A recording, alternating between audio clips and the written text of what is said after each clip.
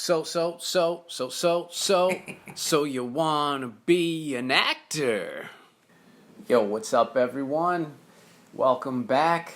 This is Adam, and last week I was talking about living in your car, coming out here and having some kind of little nest egg saved up so you don't have to live in your car. But if you do live in your car, then make sure you take care of yourself.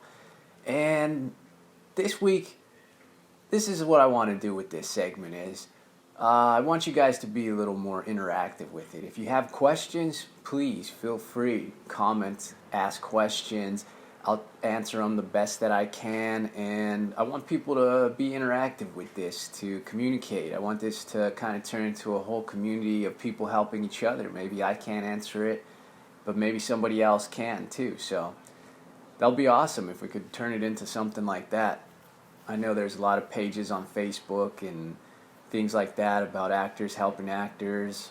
So let's make this something like that too. And here's what I want to talk about too, is it's a post-Weinstein era. So what that means is you're not going to be able to take the easy way a lot of times and make it to the top. And people are probably going to give me crap for saying that, but hey, you know what? It's a business. People do the things they got to do to survive, and main thing I'm trying to say is you might just have to rely on your talent and actually be good at what you do instead of taking those shortcuts. So nothing against anybody, but you got to have this talent. And to get that talent, sometimes it's natural, sometimes it's not. You got to work at it, but you got to want it. And you got to put in the effort. And here's the thing, the main thing besides just talent is you have to have confidence.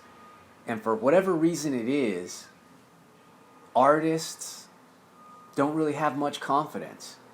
And me, for myself, here's a perfect example. When I first became interested in acting, I went to auditions. I didn't know what to expect. I didn't have any idea of what I was doing, really. I just knew that I was going to be this great actor. Whether I was right or wrong, I had this confidence or arrogance, whatever you want to call it. I would like to say it was more confidence because I was excited about what I was doing.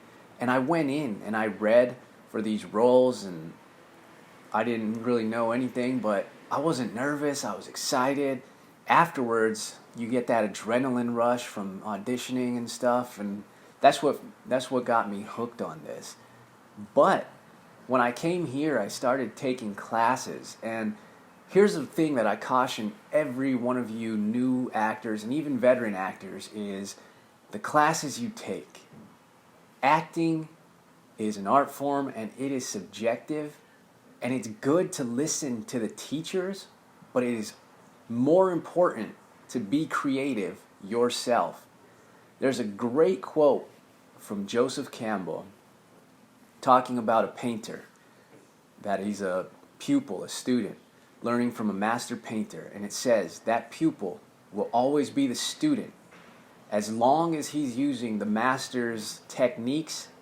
Until that student comes up with his own techniques in his own way, he'll never become a master of his own craft. And so that's the whole thing about acting. These teachers, of course it is their survival, that's how they make their money out here, and I feel very few of them actually care about the students, and I think a lot of them have done it for so long that they'll make it sound like, oh, you got to audition to get into my class, you got to do this, but honestly, they'll take anybody off the street as long as you're willing to pay. And that's a sad thing to say, but that's how they make their living. If there weren't students seeking them out to learn acting from them, not to say that they don't give good advice here and there, but be cautious on what you take from these teachers, and don't think that because they tell you, say you take a class from them and you do the scene a certain way, don't think that that's the correct way to do the scene.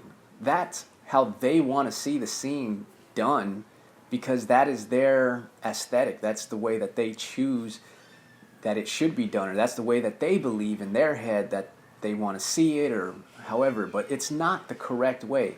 There's absolutely no correct way, and I can't stress that enough. There is no correct way to do a scene.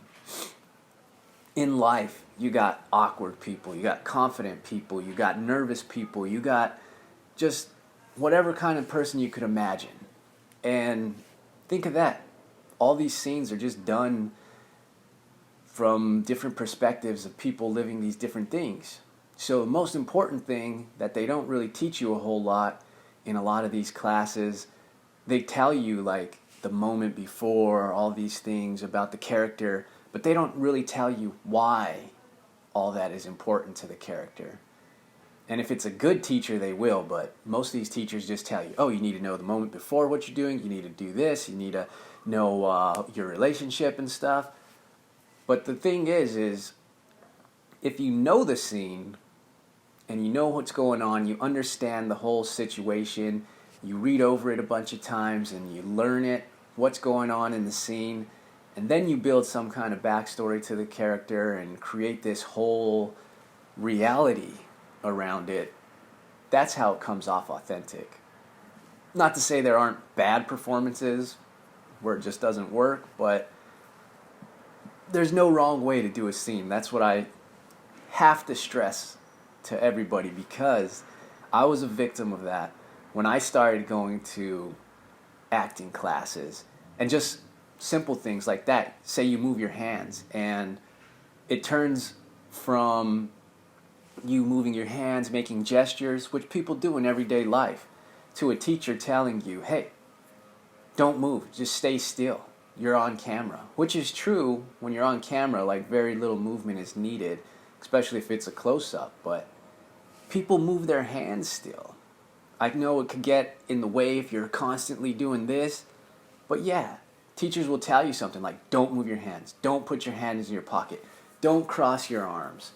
And that's not true, because have you ever seen a movie where there's a character that doesn't have their hand in their pocket? Have you ever seen anybody in real life that doesn't cross their arms, put their hands in their pockets? And that's the thing, the teachers want authentic experiences and want authentic performances, but they're telling you not to do these things that people do in everyday life.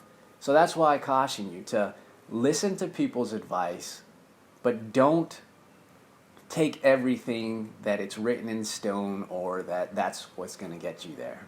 The main thing, like I said, is to practice, to keep up with your craft, to keep going over it and try new things. Don't be worried about doing something that feels weird or that may seem out of the ordinary, because a lot of the times those are the things that make the interesting choices. And I know this one is a lot about the craft that I'm talking about today, and I'll reach and get to other things, but I just really think that's a huge thing with acting, is the confidence.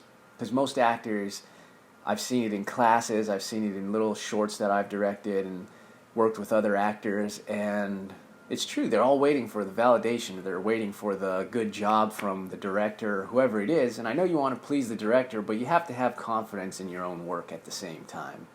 So, not to say not to take classes, but me personally, I like jumping around from class to class. I get bored so easily taking the same class.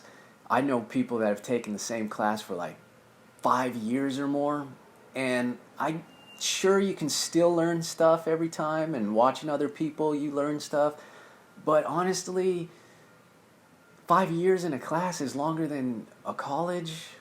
Like, you get a college degree in 4 years, and I know you're not taking classes every day, but still, it's like you kind of limit yourself. And in this, as an actor, you want to grow. You want to constantly be growing. And along with that, life experiences. Nothing can replace real life experiences. How are you going to feel this certain way or act a certain way or be this certain way when you've never experienced that? So it's good for you to go out, live a life. Don't think that it's all about the books, all about the classes. It's about actually having life experiences and going through these things. And as bad as it may seem, the tragedies, the happiness, all the different things in your life, you can relate that to different situations, the uncomfortable, the awkwardness, all that can be used into your acting to create these authentic experiences and performances, and that will help you with your talent and your creativity.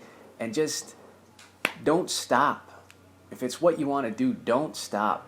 Collaborate with other people. Don't be picky, because it tends to be that there's a lot of flaky actors here in LA, and people are flaky and they say they want to act, but they really don't make the time to do it. If you come out here and that's what you want to do, you got to make the time. You got to make sacrifices. It's not going to be easy. But keep up the confidence, keep up the creativity, jump around from class to class, learn from people. Listen, like I said, listen. But don't take their advice to heart that that's the exact way to do it. Just pull from everybody and come up with your own way. Become a master of your own craft. That's what I have to say for this episode. Like I said, ask questions. Ask me whatever it is. If I can't answer it, I'll try to find somebody else that can answer it.